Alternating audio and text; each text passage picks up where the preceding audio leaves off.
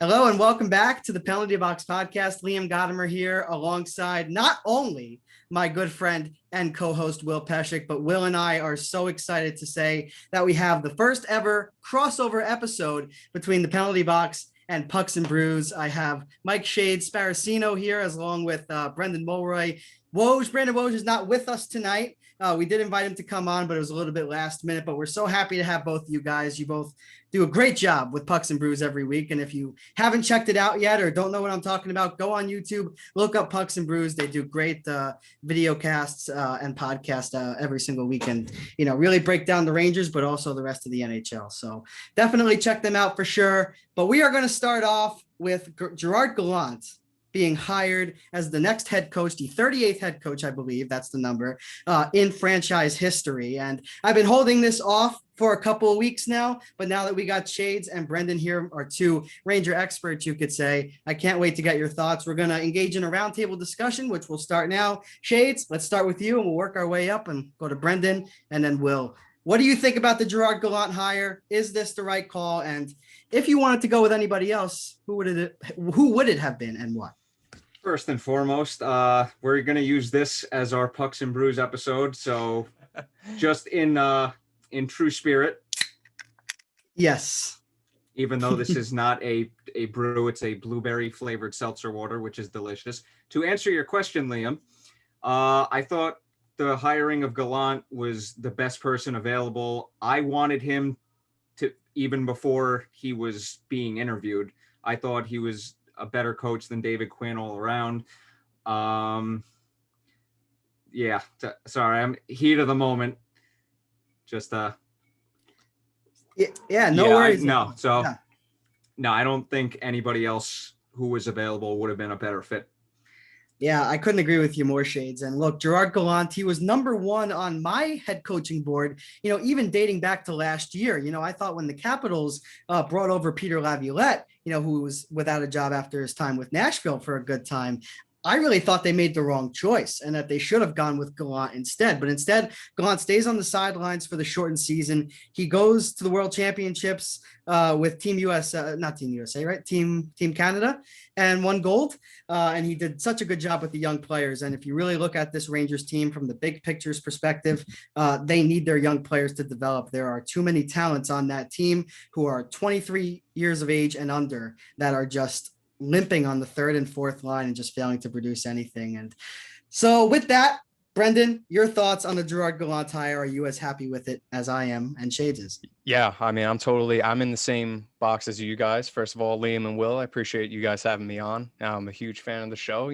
I listen to every episode you guys put out, so I appreciate you guys having me on. But yeah, Liam, I'm totally in agreement with you and Shades. I mean, I think this makes the most sense. And like you said, it's kind of crazy that no other team picked him up before this, to be honest.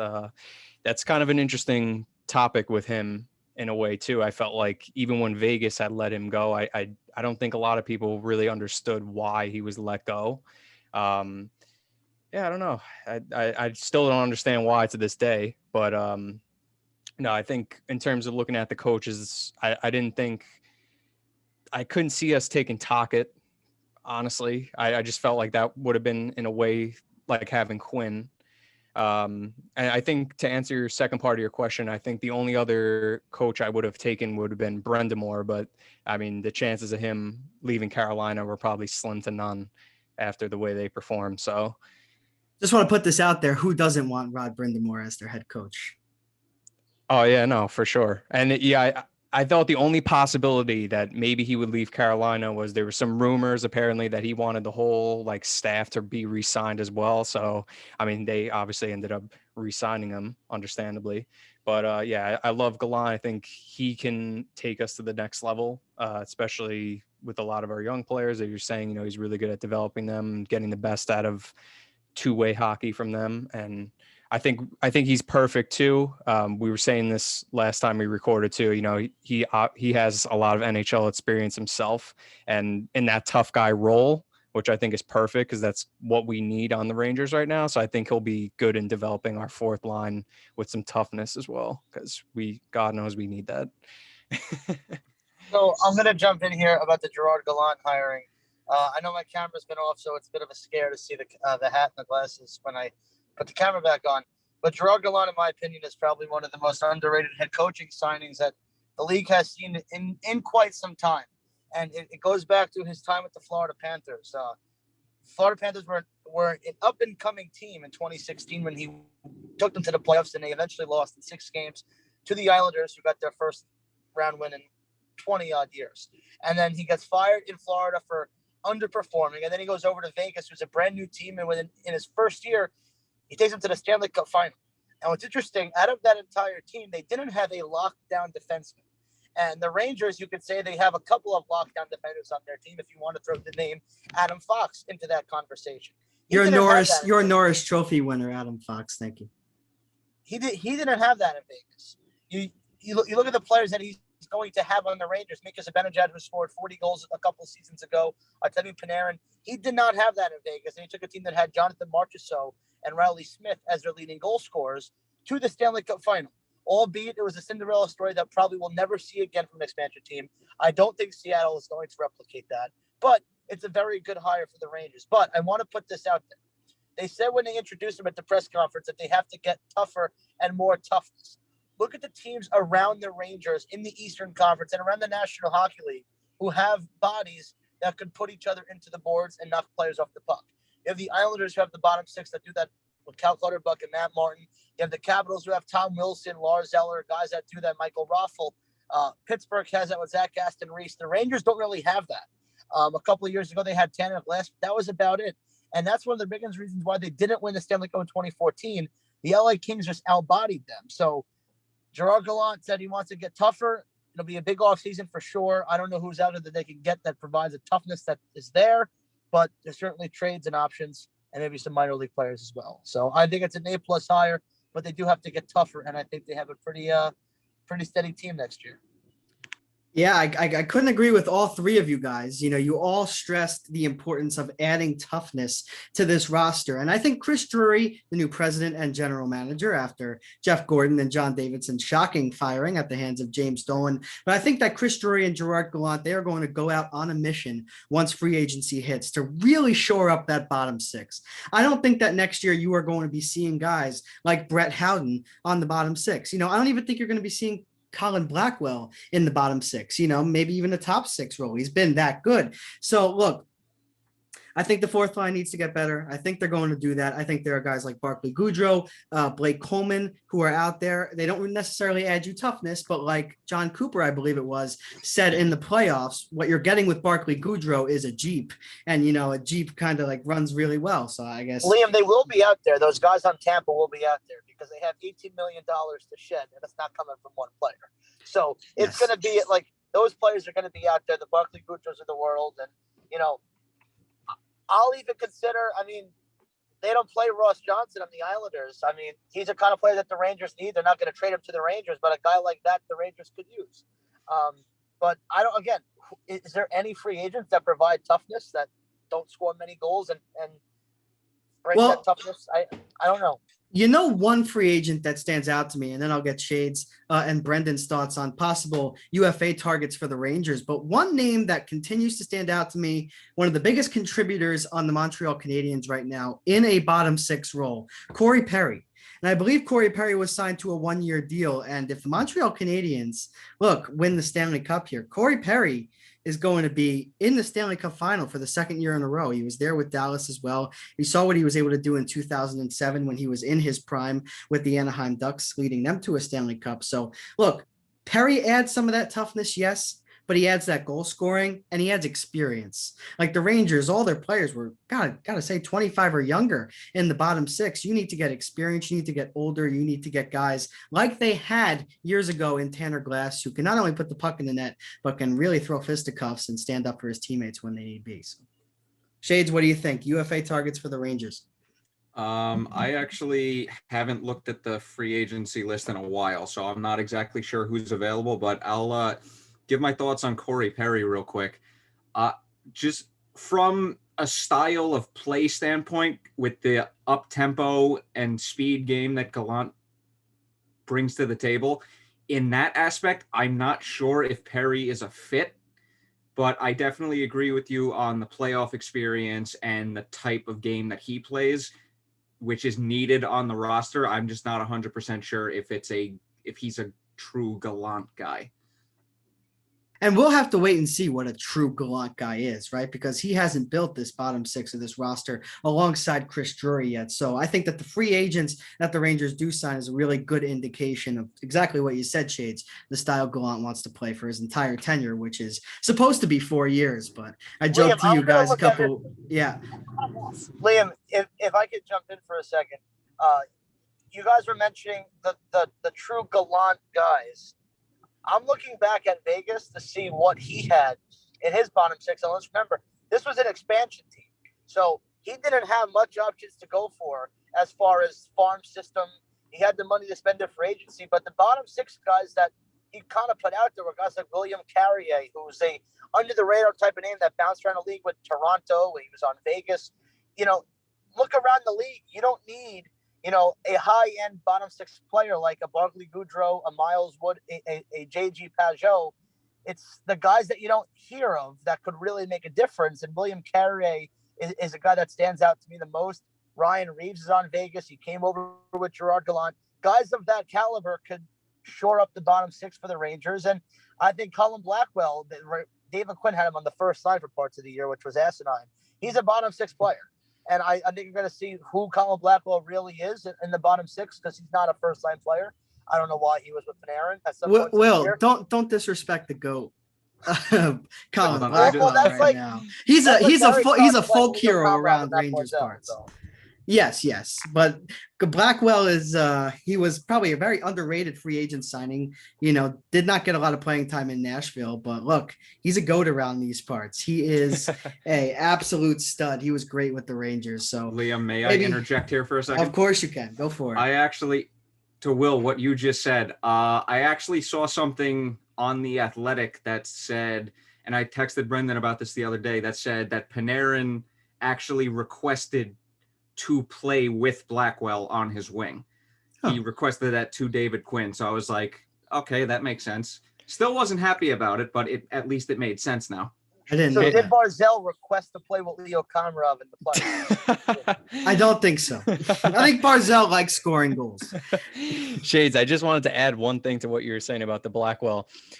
He actually was on, I think it was Spit and Chicklets recently. He was talking about, he actually does have like an interesting relationship with Panarin. He kind of dove into that a little bit. And he was saying how, they would get on each other a lot. Like mostly it was Panarin getting on him. Like if he gave him a great pass and he missed it or whatever. And he said there was one game, I don't remember which team it was against, but he gave Panarin like a fantastic pass and he just bombed it completely. And Colin Blackwell looked over at Panarin and like he said, they both just looked back at each other and started bursting out laughing because he knew like he missed such a great pass from Blackwell. So I thought that was hilarious. Interesting dynamic. That's hilarious. I actually didn't know any extent of a potential Panarin Blackwell relationship. I didn't really remember them playing on the line that much during the regular season. But look, Blackwell was one of our best centers, both on faceoffs and both offensively. He was clutch this year, but I have a feeling it won't be the same under Gerard Gallant's Rangers. Let's move on to the next topic. And fresh in your mind, Will, the New York Islanders lost Game 7 to the Tampa Bay Lightning by a score of 1-0. The lone goal, a shorthanded goal by Yanni Gourde, right over the glove of Semyon Varlamov, who was not the reason the Islanders lost this game. He was fantastic for a majority of it, but we were going to start with Shades like we did last time. But Will, since you're the Islanders guy, let's start with you. Where are you at right now that a couple of days has passed since the Islanders got eliminated? The fucking ledge. It was tough to see how Game 7 ended. Islanders have not given up a shorthanded goal since 2019, and the one that they give up has to be the series assigning goals. So they don't give up many shorthanded opportunities. Nick Leddy decided to play his worst game as an Islander in Game 7. He wasn't the reason they lost, but he just was absolutely atrocious. But you go back to last year, and they were without JG Pajot. They were without Casey Cizikas, and Adam Pelech got hurt in the bubble, and they lost in 6 games. And then they got better, and they went out. They got Kyle Palmieri, and they got Travis Zajac, but they lost Anders Lee. So now they lose in 7 games. And I'm not going to make any excuses for Tampa Bay being $18 million over the salary cap, because if the Islanders go to the Stanley Cup Final, Anders Lee plays game one. And they'll be in the same situation that Tampa Bay was in. So that's not an excuse that I'm going to make. But I will say this. The Islanders are the only team in two years to take Tampa Bay this far. They have never faced elimination. They've never played in a Game 7 since 2018. But it's mind-boggling to me to see how the Islanders are the only team to do this. And this is it. Like, I'm not going to say it was cover bust this year, because it's not, but the core is not going to be here. Palmieri and Zajac are question marks to return. They're free agents. Zekas is a question mark to return. He's a free agent. And so is Andy Green. Expanded drafts are looming. Just questions concerning, my opinion, Varlamov's going to be traded because they have the salary cap to get rid of him. They have Ilya Sorokin here. Nick Leddy's probably going to Seattle. They have a lot of decisions to make, but I think next year, the two best teams in Eastern Conference right now, the Islanders and the Lightning, and Tampa has $18 million of shit. So it wasn't their year this year, but they're very, very close. So maybe next year's the year. Yeah, certainly will. And I just want to interject here. Look, the Islanders have been very good for a long time now. And as long as Barry Trotz is behind the bench, the New York Islanders are going to be cup contenders. So don't worry. Like I told you many times via text, they will be fine because Barry Trotz's system is that good, really, no matter what type of players you put around them. Look, the Islanders, with minimal scoring, not only in the regular season, but the playoffs as well, they were able to really manhandle, smother teams like the Boston Bruins and the Pittsburgh Penguins, who have two elite powerhouse offense. You know, you look at the perfection line in Boston, add Taylor Hall, David Krejci, who had a great year. They were pretty much lifeless against the Islanders in the final two games of that series. They had nothing to give. And as far as Pittsburgh is concerned, I mean, everybody here knows how much I think Pittsburgh is such a fluke. I think that they are going to fall to the bottom of the Metropolitan Division when the divisions go back to the way they should be. But they impressed me this year. I'm not surprised that the Islanders took them out in 6.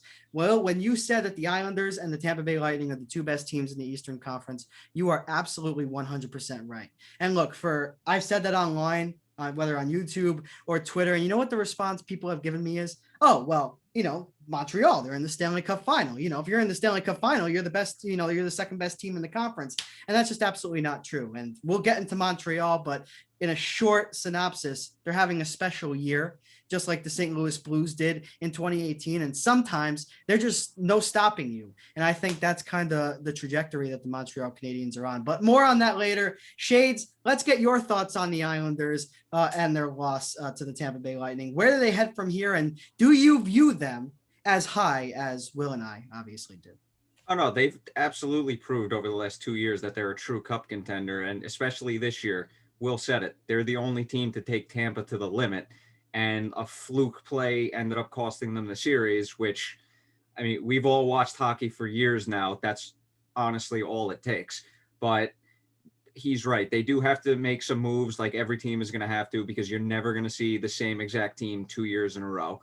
I don't know if Varlamov's going to get traded. Will would know way more about that than me, because I'm just not familiar with the cap situation completely off my head. But they're still going to be a tough team next year, even with the division realignments. And like you said, Liam, Barry Trotz, as long as he's behind the bench, they're going to be a very hard matchup regular season and especially playoffs. And I just can't wait for next season already, because I want to see Rangers Islanders again.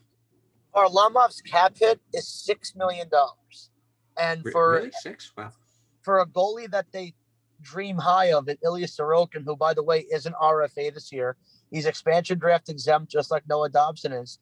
So my opinion is I find it hard to believe that Sorokin's going to get maybe 3 or 4, and they're not going to have two goalies making a combined $12 million.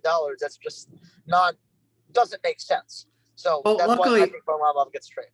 And luckily for you, Will, I don't think that Ilya Sorokin has warranted a $6 million per year contract yet, much like Igor Shesterkin has not done the same thing. I think you need to get a couple more years of experience under their belt. But I move over to Brendan now. Your thoughts on the Islanders? I mean, you've just been impressed by them the entire way. Elaborate on that. Oh, yeah. I mean, I've been following they were my pick. I actually had them in 7 over Tampa Bay. I mean, I took them early on too. I basically followed them through the whole playoffs. But yeah, I mean, that was a tough way to lose it. Just a couple points I want to bring up about the whole series in general. Some important takeaways, I think. Well, one, for the Islanders not having Lee is, I mean, that's your captain. It's arguably one of your better players. And also another important player that was missing for them too was after the Pittsburgh series was Wahlstrom. I thought that hurt them too. I thought he was scoring a lot of goals early on. Yeah, but that was tough. And the way they gave the goal up too, it reminded me of that same type of goal that they gave up, even though it was too many men on the ice. But it was a similar type of play where they got the puck in deep, went for the line change, and then came back into the zone to score it, which is crazy. But yeah, I still think the Islanders are going to be one of the better teams going into next season. But the biggest takeaway I have from that is, and this goes for Tampa and the Islanders, it really shows you how important depth is in your lineup. I mean, depth centers and just depth scoring in general, having a really good fourth line, so important. I mean, you saw Yanni Gourde scores the game winning goal, not even a top line player, so it's crazy. And the Islanders, I mean, to their credit, I mean, the fourth line and third and fourth lines are just like unbelievable how you can put that fourth line out there basically against anybody and they hold their own. It shows you how important having the depth is for making deep runs in the playoffs. And I think that's, like, as a Rangers fan, you watch it and you admire it because you're like, damn, we need to get our depth to that point if we think we can take the Rangers back to the Cup. And Brendan, you just real quick, you made a very interesting point early on when you mentioned Oliver Wahlstrom.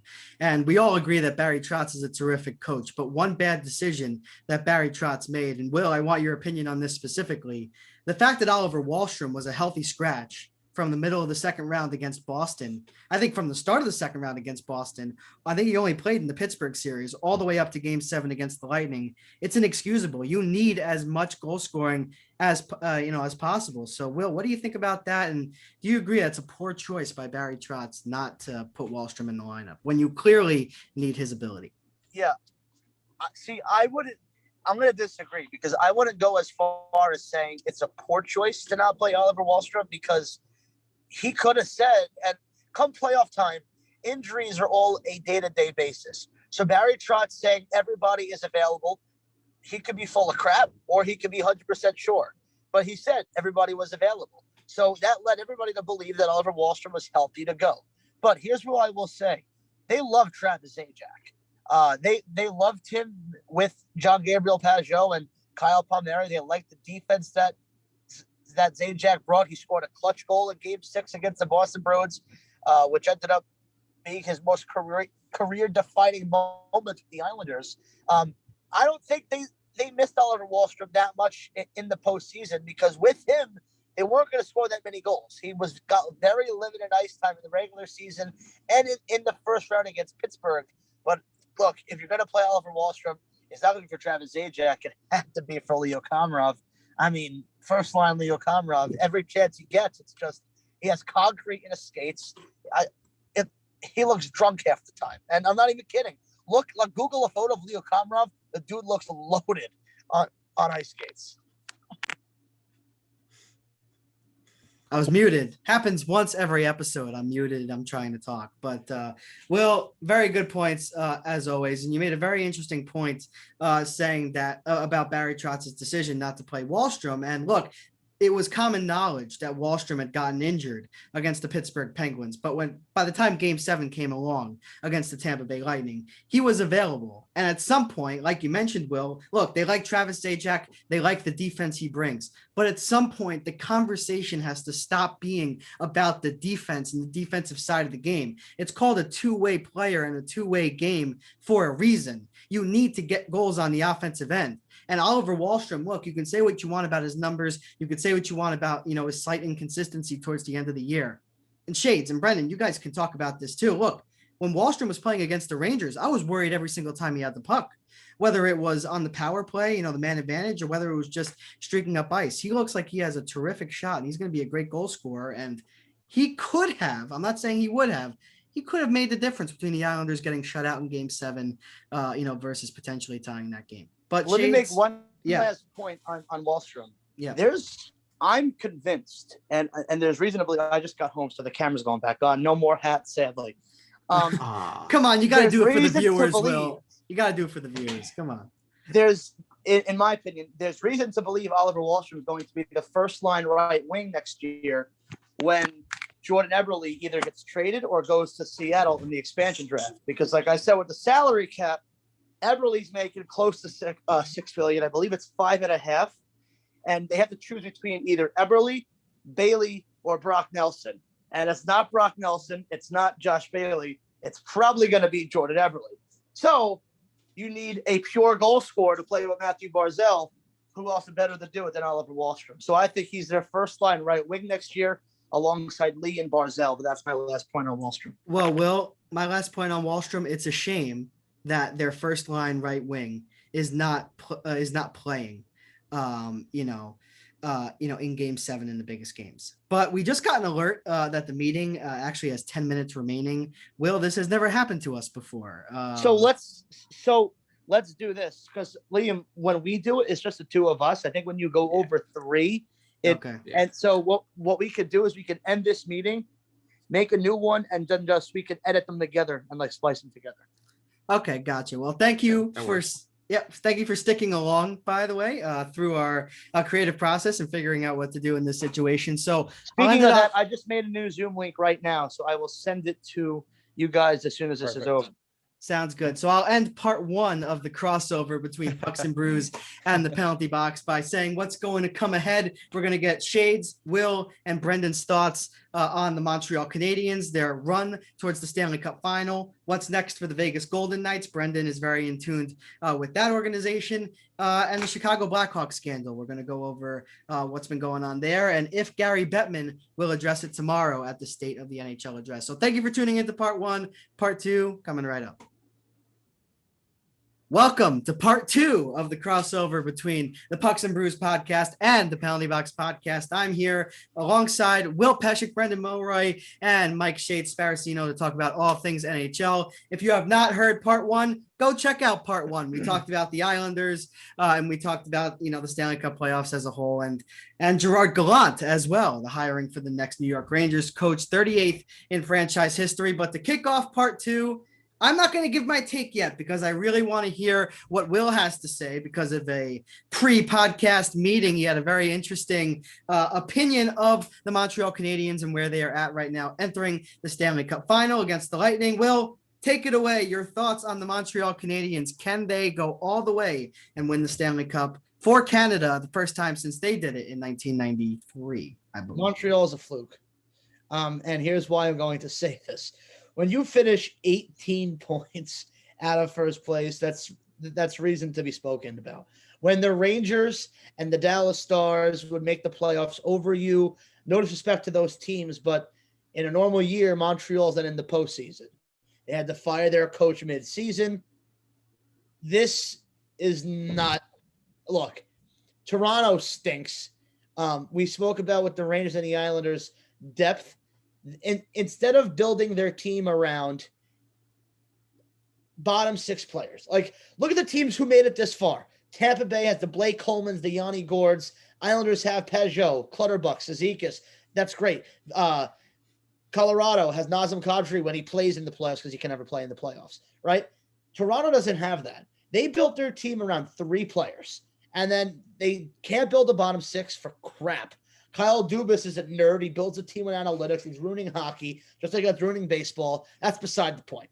But what I'm trying to say is that they got through Toronto, who stinks. They got through Winnipeg, who also stinks. They swept them in 4 games. And then you go to Vegas, and with Chandler Stevenson is your number 1 center, that shows you how bad they are. So no disrespect to Montreal, a phenomenal run, Cinderella story, Tampa Bay in 4 games. It's not going to be even close. Carey Price are going to have to stand on his head. It's not going to be able to work.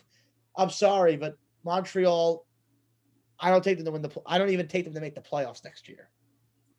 Well, Will, I'm shocked by that response, and I got to think on mine after listening to that. So, Brendan, take it away. What's your thoughts on Montreal? Yeah, I mean, I agree with part of that. I think they do have some like interesting things I want to bring up. But no, I think it's frustrating. I think they only really make the playoffs because of this Canadian division, obviously. I mean, they only finished with 59 points. Rangers had 60, which is just funny to imagine. But they have played, obviously, Toronto, not the best. Winnipeg without, that whole Scheifele incident was interesting. I really thought after Vegas beat Colorado, I really thought they were going to win the Stanley Cup this year, but I was clearly mistaken. But I mean, Montreal's got Price, and I hate to say it as much. I can't stand Price, obviously.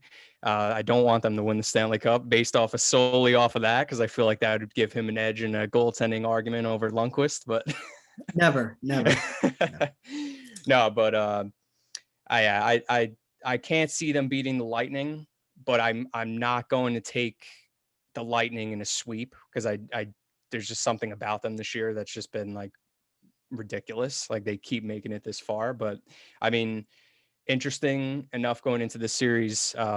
I don't know if you guys saw the report, but Armia will not be playing in the first 2 games with COVID protocol, and their coach is not going to be available till game 3, still in COVID protocol. So they're at a disadvantage, certainly. But I mean, the penalty kill is really what's taken them this far. Just looking at the numbers are just absolutely ridiculous. Like, they haven't allowed a power play goal in 13 straight games now, and they've killed over 30 penalties in a row. That's insane. That's nuts. And with the way Price has been playing, which is comparable to Vasilevsky, and I would say Vazzy's the best goalie right now. Not in the playoffs. I mean, in the playoffs, but also in the NHL. But I don't think they have enough to really take down Tampa, to be honest. Yeah, gotcha. I definitely understand that point. And just to address your Carey Price, Henrik Lundqvist comparison, it is not even close. Regardless if Carey Price wins a Stanley Cup this year or not, Henrik Lundqvist is the better goaltender, both in the regular season and the playoffs. But Shades, let's get your take on the Montreal Canadiens. Do you think they're a fluke, or do you think that they have a chance of upsetting the Lightning in the final? I was trying to keep an eye on Will there when you were bringing up the Lundqvist and Carey Price, just to get an inkling of where he was leaning, and he's just stone facing me. Well, now. Who would you take, Will, career-wise, Carey Price or Henrik Lundqvist? And does a Stanley Cup this year for Price change your mind? Well, I'm looking at career duration. Lundqvist kind of fell off a little bit. He's a great goalie. He's a Hall of Famer. People are saying he's borderline Hall of Famer. I don't think so. I think he's the best goalie in franchise history. Sorry, Mike Richter. I'm not a Ranger fan, but that's just my. But whenever he plays the Islanders, he turns into he can't stop a beach ball. But that's beside the point. That's why I miss him on the Rangers, because we just let him up every time. But that's beside the point.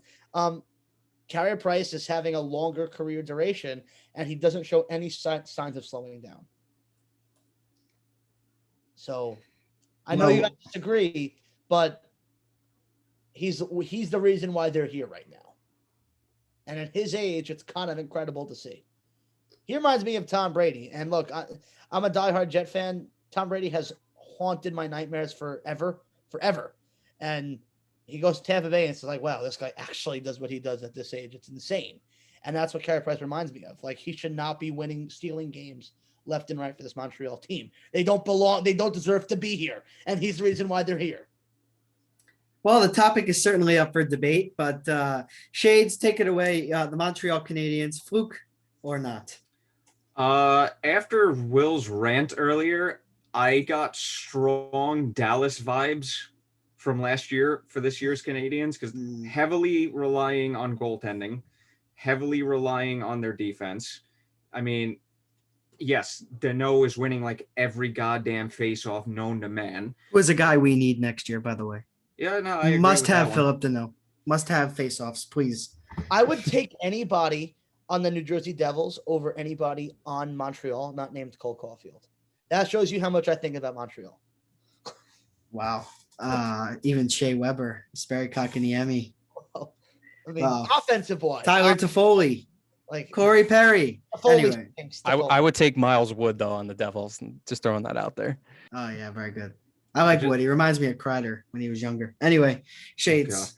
And yeah, so yeah, no, Montreal, I actually think they have a good makeup of players. It's just like Will said it, Toronto doesn't know how to win yet. Winnipeg showed just how awful they were.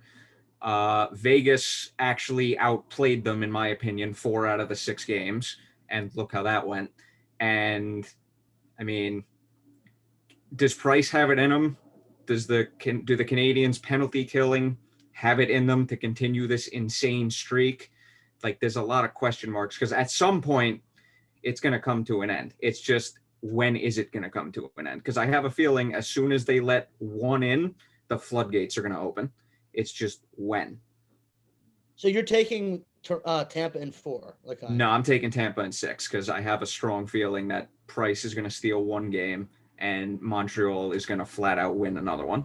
Well, I think we're going to see, in my opinion, how Tampa Bay is just a men amongst boys in this league. Granted, they're $18 million over the salary cap, which is baloney, but I'm not going to use it as because every team is.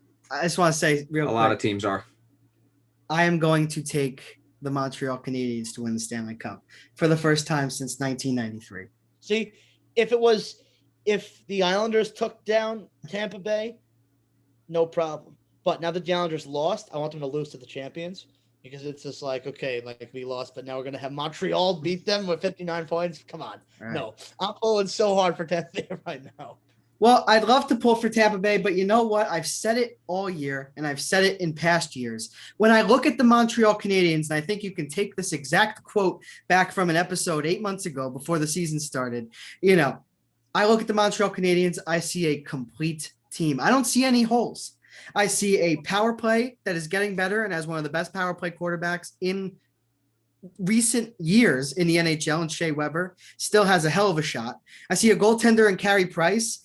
He's been inconsistent at times, but when he's on the top of his game, he's almost unbeatable. He outplayed Marc-Andre Fleury, for God's sake, against Vegas in the semifinals. And I see a defense core that's pretty decent. I got a leader in Shea Weber. I got guys like Ben Sherratt who will get up in people's faces, who will be physical, who will engage with other teams' top players and really try to slow them down. I think facing the Tampa Bay Lightning, Montreal's going to need as much of that as they can possibly get because you saw how tough Braden Point was to slow down. And look, the offense, as long as you can win faceoffs, as long as you can still have possession, you are going to have a lot of success on the offensive end. And I think at times the Tampa Bay Lightning have looked prone on the defensive end. Look, obviously we know from the regular season, Victor Hedman is not the player he was, last year before the shortened season. He's having one of the worst years of his career if you look at advanced analytics and just in analyzing every single Islanders Tampa game because, I have my who I'm rooting for in that series, but except when I went to Will's house, I was hoping that the Islanders would keep it alive, and they did. But I saw a Tampa Bay team that looked vulnerable at times, and when they needed to lock it down, they struggled to do so. The Islanders hemmed them into their own zone on a majority of occasions, and sometimes I think teams go to the Stanley Cup on very special years, and I talked about it before the podcast with Brendan and Will. The St. Louis Blues were a special team in 2018. And I'm sure if we're having this conversation before the 2018 Stanley Cup Final, not one of you are taking the St. Louis Blues to win the final. 2019, excuse me. Got the year wrong. But still, the Boston Bruins were the powerhouse at that point, and most people around the NHL were taking Boston in 6, much like Shades is and much like Brendan probably is. They might not have taken Boston in 4 like Will's taking Tampa Bay in 4, but I think that Montreal's going to take them far. I think that they have everything clicking right now, and I'm going to give them the edge. I'm going to give them the series. As crazy as that sounds, but look, at every single round this year, people that have wrote off Montreal have looked like complete idiots, and I'm not going to do that for a 4th straight round. Well, So everybody's been that's writing off the Islanders for the past 2 seasons, and nobody wants to say that the Toronto media are idiots just yet. Because when the Islanders beat Pittsburgh, it's Jarry's terrible. When they beat Boston, Tuukka Rask is injured. When they go 7 games in Tampa Bay, it's the hangover. So, when are these people going to be proven wrong? It's a matter of time. Yes, these teams are good. Montreal is proving everybody wrong, including myself. Yeah. Would I be shocked if they win the Stanley Cup? Absolutely not, because Cinderella stories do it all the time. The 8th seed LA Kings in 2012, the St. Louis Blues, like you mentioned last year, in 2019. But I still think Tampa is just a far more superior team. They're the best team in hockey until they're dethroned. And whoever wins the Stanley Cup is the best team in hockey. And I just can't picture myself saying a team with 59 bleeping points is the best team in hockey. So please, Tampa, just win one last time and never win again. Liam, there's a point I want to bring up, and I'm happy you brought it up. It's, you're talking about the Cinderella story type of thing, and I even if you look at a lot of these stats, it's aiming like, oh well, this is the first time Montreal has done this since 93. They're building up the storyline, and it actually reminds me of when the Rangers made the Stanley Cup in 2014, and a lot of those numbers added up, and it was the first time this since 1994, and it was 20 years and all this, and then the reality hits, and you're like, oh shit, we didn't win the Stanley Cup. I have a feeling that that similar type of thing might happen here. And I don't know, but like you said, anything could happen, but there's some crazy numbers with Tampa. And it just goes to show you how really good they are. It's crazy, and I think Tampa already took down their toughest test in the Islanders, and they were lucky that Montreal beat Vegas. I thought that would have been a more interesting series, but I don't know. But like you said, everybody keeps writing them off, so you never know. But I do think Tampa has faced their biggest challenge. Whether that's weakened them enough, maybe it's weakened them in a way, and Montreal could take advantage of that, but we'll see. Well, if Nikita Kucherov is out for a long period of time in this series, does that change your opinion on the potential outcome? That's a big piece. That's their second best player right now behind Braden Point. Somebody asked him today, and this is why I hate Nikita Kucherov. It's obvious. It's stupid obvious the guy got hurt. He can't move, and he goes, there's no injury. What are you guys talking about? Do your job the right way. We saw you hurt. Your coach said he wasn't sure if you were going to play in Game 7. He's playing in the Stanley Cup, but he's not going to have a factor because he's playing with broken ribs. That's my guess. Liam, here's an answer to your question.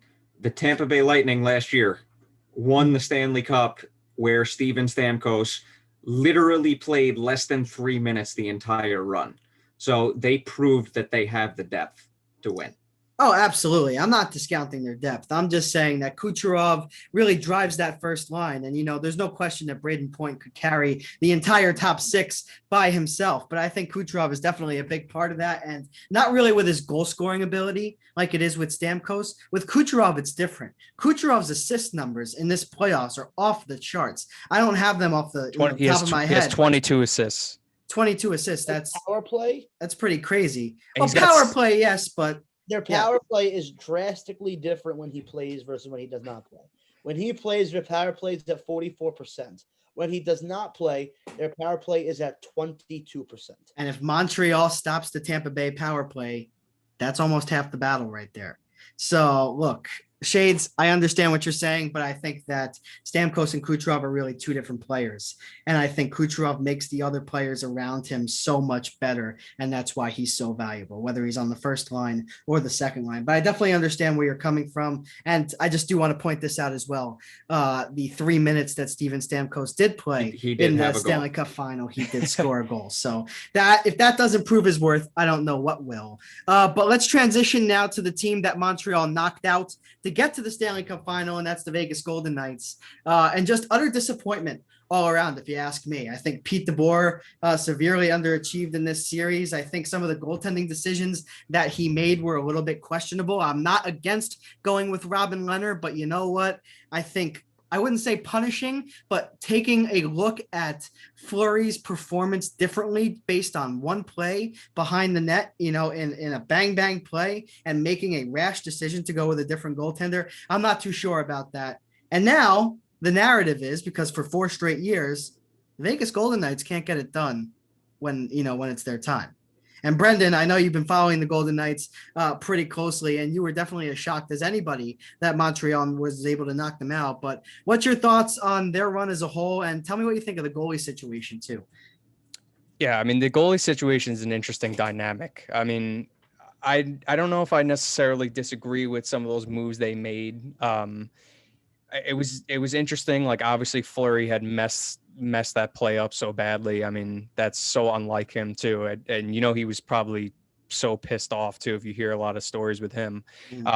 But Liam, to that point though, they did put Leonard in, they ended up winning that next game that he did play.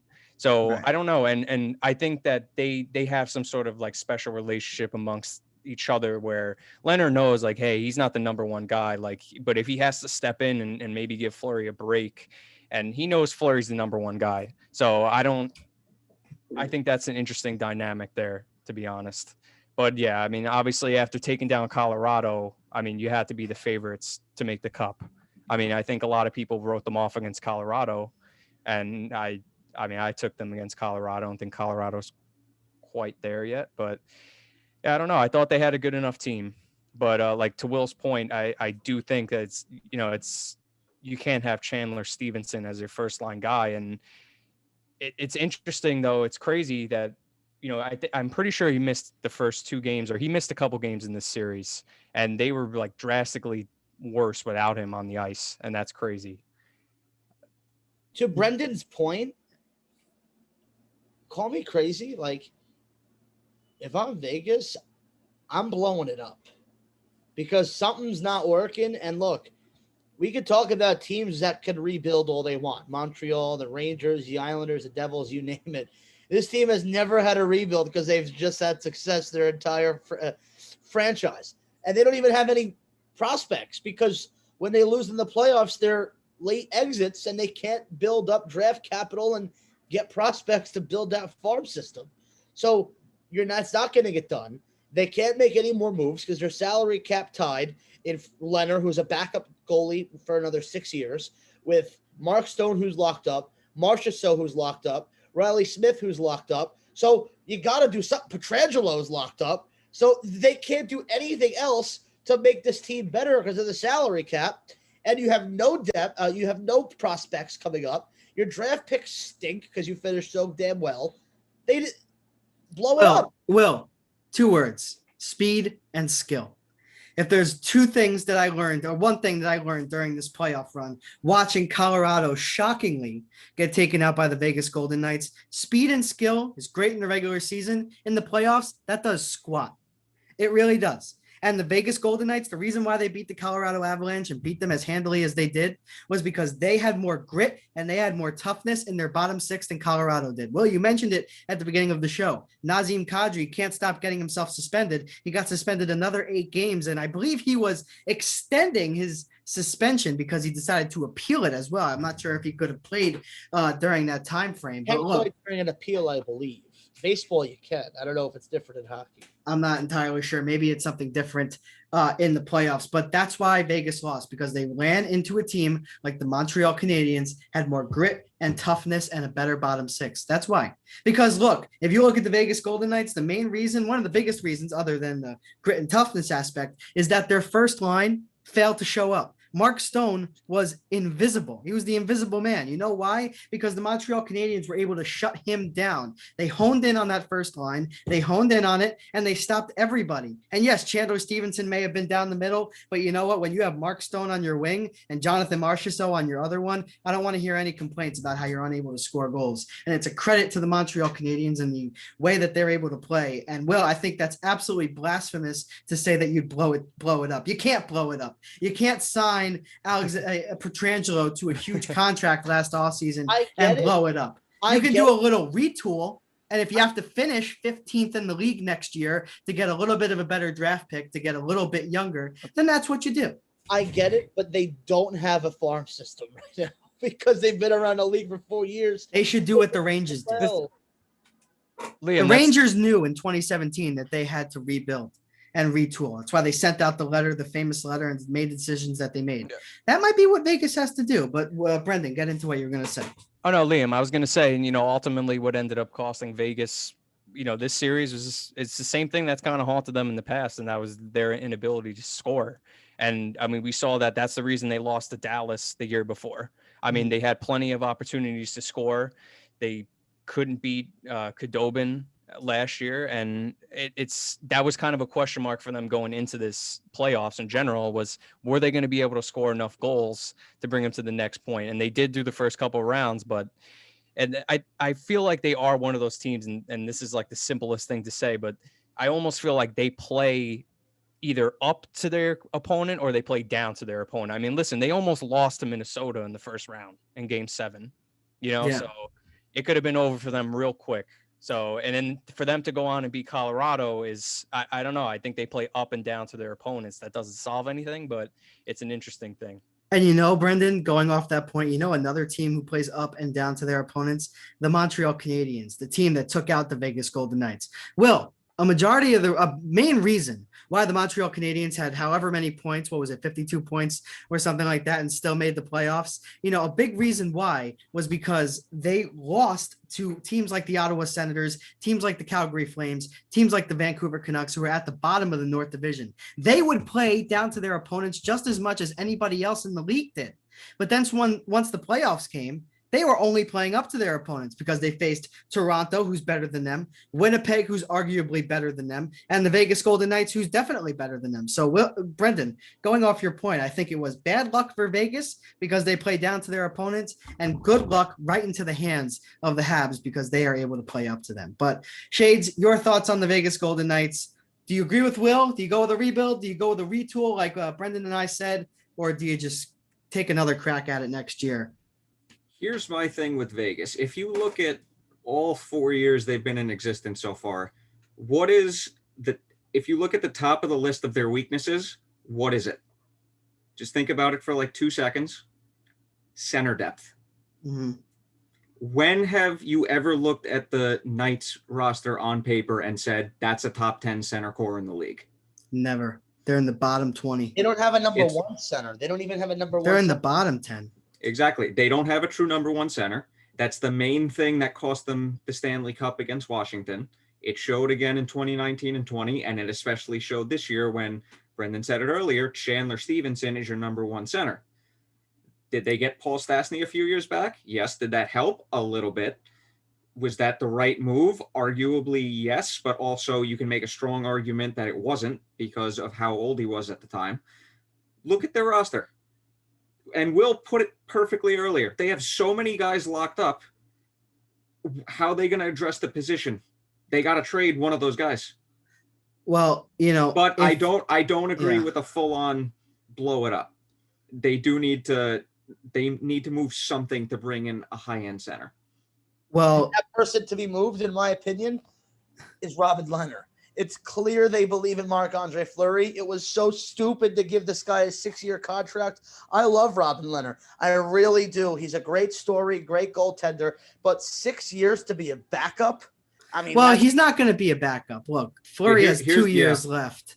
So after Fleury, I think they're trying to get rid of Fleury's $7.5 million before they're trying to get rid of Lehner. I think that Vegas envisions Robin Lehner as the goaltender that they're probably going to win a Stanley Cup with a few years down the road. But I had a quick question for all you guys. And you also, sorry to interject, you also got to remember Fleury's like 39. Yeah, Fleury doesn't he's not going to be a number one for the foreseeable future. I think that Marc-Andre Fleury plays out the rest of his contract in Vegas and then plays 1 year for the Pittsburgh Penguins and then retires, probably at 40, 41 years old, because I don't think goaltenders really go that far. But Shades, I want to go off something you just said and the need for center depth. If you are Vegas Golden Knights general manager Kelly McCrimmon, do you pick up the old phone and call Kevin Adams and talk about Jack Eichel? Now, I say what you want. How are you going to get the money to work? I totally agree with you. They also have no prospects because they've been in the league for 4 years. They could pull a Brooklyn Nets. They could trade all their first round picks to get the superstar talent, because at the end of the day, that's the only thing that holds any value. Because look, the guys you're sending back who are making $6 million, like Shade said, way too much money to offset the Eichel contract. That's not going to be enough. You're going to need to send draft picks. And if you send enough to Kevin Adams' way, at some point, he's going to have no choice but to make that deal. It would make too much sense. But I think Eichel's the guy. I really do. I thought even if the Vegas Golden Knights got past the Montreal Canadiens, I thought Eichel was the guy. And we're going to get to Jack Eichel in just a second. But, guys, ponder that. What do you guys think about Eichel to the Knights? And if Eichel gets traded, which he will, where's he going? Who's going to answer this? Shades, you could start. Here's the thing. Look at Buffalo's track record since they drafted Eichel. Yeah. Who else did they draft outside of top picks that have actually panned out and turned out to be quality NHL players? I could think of two, Dahlin and Sam Reinhart. That's probably it. You could even argue Dahlin right now because he's coming off a miserable season. Yeah. Now, do I believe he's going to bounce back? Yes, but I don't know. they've been stuck in a rebuild for a while now.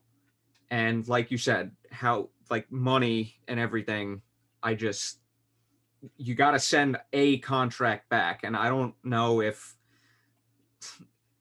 Kevin Adams is going to be like, yeah, I'll take a bad contract if you give me 4 first-round picks. Because the Sabres are going to have money problems of their own soon, most likely. It happens with every team in the cap era, especially with the cap being frozen. So, Cough, cough, Jeff Skinner. Jeff Skinner, yeesh. not Jeff Skinner to the Vegas Golden Knights. That simply cannot happen. Because Mike was talking about the contracts, and Yeah. Jeff Skinner, I mean, whoa. And Kyle Oposto's ridiculous, absurd contract there, too. So, I don't know.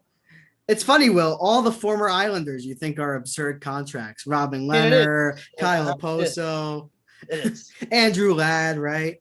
Leo Komarov. Tavares. but to answer your second question, where Yeah. will he end up? I think he's staying in Buffalo. I'm going to flat out say it, because if you look at this past season, he was injured. They wouldn't let him get surgery.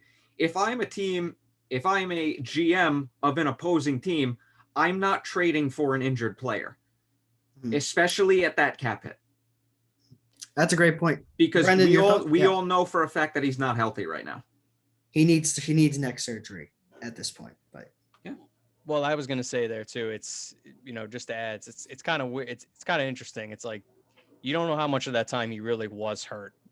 It's like, or how mad was he like at Buffalo? Like, do you think he was sitting out games just because it was just like an embarrassment?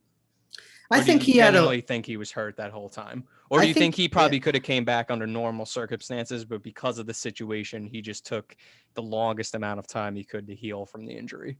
I think he had a lingering neck issue that he could play through.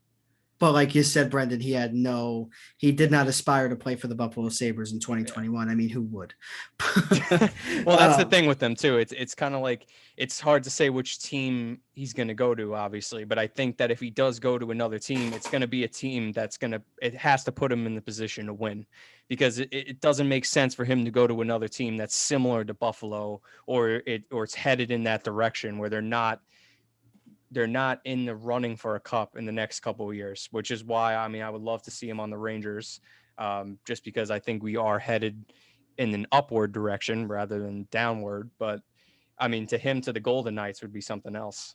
Call me crazy. I'm taking Jack Eichel to the Calgary Flames, and I'm going to say why. The Calgary Flames relationship with Matthew Tkachuk is seeming to come to an end. They don't seem to get along. They want to trade him.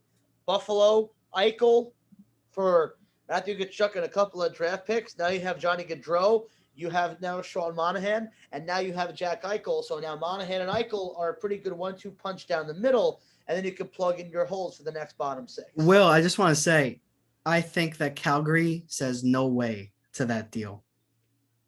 I would say no way if I were the Calgary Flames. I think Matthew Tkachuk is that valuable. He is a top 6 player who has grit and toughness. And I think if there's one thing general managers learn, just like I did, and just like all we did, toughness is the most important aspect. And when you can get that out of a top 6 player, that's invaluable. And I'd rather have that than a top 15 center or top 10 center with neck issues who need surgery. But I like the fit. Maybe not Matthew Tkachuk, maybe Johnny Gaudreau, but I like the fit in Calgary. And as far as, where I stand on it, look, Brendan, I have to agree with you. I would love to see him on the Rangers, but I just simply don't see it. But at the end of the day, I think that Jack Eichel is an Anaheim Duck. And that's kind of going outside of what Brendan said about going to a team that's on the up and up. You could argue Anaheim is on their way up, but they are kind of stagnating right now. They're consistently a bad team in the league, but they're better built than Buffalo. They're better equipped to move up the ladder, unlike the Buffalo Sabres, who are just moving down the ladder every single year. But I think that number 3 pick, and I think that the prospects that the Anaheim Ducks have, look, it's well known that Kevin Adams loves this draft for some reason. And this is the draft where nobody has had any scouts. They don't have any inside scoops on these players, but Kevin Adams loves this draft. So he wants draft picks. So that's why maybe it's not a roster player that would go back for Eichel. It's going to be more futures. And for a team that has the number 3 pick, look, if I'm Kevin Adams and I have to trade Jack Eichel, but you know what? I got some good young players, and I'm picking number 1 and number 3 in this year's draft, which I love. I'm doing that. So that's just my thoughts on that. We But have about 5 minutes, it says at the top, for remaining meeting time. Before yeah, we go on to our next topic, Kevin Adams got a second rounder and Andrews York for Taylor Hall. So I'm not saying he's going to win the jackpot here with Jack Eichel because he could do something dumb like that. well, when you think about it, it was a great trade because Boston got knocked out in round 2 by the Islanders. And now you have a decent bottom 6 forward in Anders Bork with some potential and a second round pick. You never know what that might turn into. But to end this episode of the Penalty Box Podcast crossover, of course, with Pucks and Brews, thank you so much for coming, Brendan and Shades. We're going to end this podcast talking about the Chicago Blackhawks and their allegations from the 2010 team that won the Stanley Cup, I believe. And it's really tough to read, if you ask me. And they're mirrored in this allegations right now. And Gary Bettman has a chance to talk about it tomorrow at the State of the NHL address. And I really hope he addresses it. And I really hope he gives his thoughts and his feelings on it, because we want to see some progression here. That's what the NHL community is looking out for. We're looking for the NHL not to do what they've been doing, which is sweeping this entire situation under the rug. That's something they can't continue to do. Shades, we'll start with you. What do you think about this entire situation? Are you shocked? And also, I want to know your thoughts on what Will said at the beginning of the show when he said that Nick Leddy also brushed it under the rug. What's going on with this if you're trying to figure it out? I actually just read into this last night. The article I read didn't go too in depth about it, but the main thing that I found shocking was, how did this guy get a job in hockey after that, let alone multiple ones? And I mean, credit to Chicago on the basis of they were literally able to win a Stanley Cup while all that was going on. But besides the fact of that, it's just like, how did they allow that to happen? That's my biggest thing. Literally everyone on the team knew about it, and nothing happened. So that's the most shocking part to me. Yeah. Brendan, your thoughts on the situation?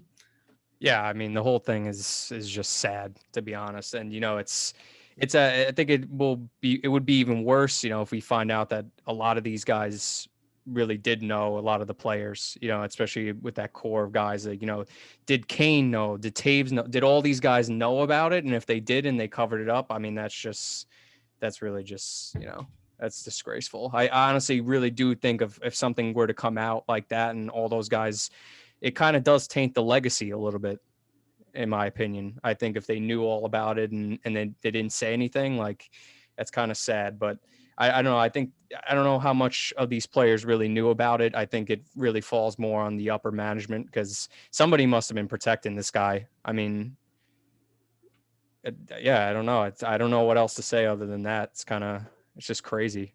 Well, we have 2.5 minutes left, Liam. Wasn't Patrick Kane accused of something back in 2010 or 2011 as well? Patrick Kane was accused of rape, I believe. Correct me if I'm wrong. I mean, I'm just taking this off the top of my head, but you're right. It was in the Buffalo area, I believe, but he was dismissed of all charges. So I have to think that those two things are unrelated. But to go back on, what you guys were talking about, absolutely disgusting. Anybody who knew about this, and any organization that condoned having this guy in their organization and in a top flight role is absolutely ridiculous. And Gary Bettman better speak on it tomorrow, because if he doesn't, that is very bad for the entire NHL, just the look of the NHL and the NHL community as well. But that's where we're going to wrap this episode of the Penalty Box crossover with Pucks and Brews. Please check out Pucks and Brews on YouTube. Brendan, Shades, and Woj do a great job talking about the New York Rangers and all things NHL.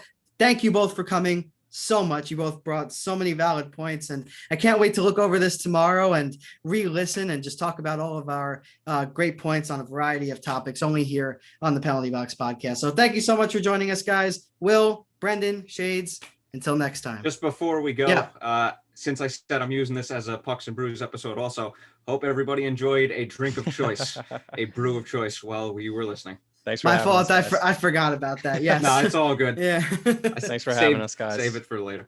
Yeah, definitely. We will be back though. We will have another one of these for sure. So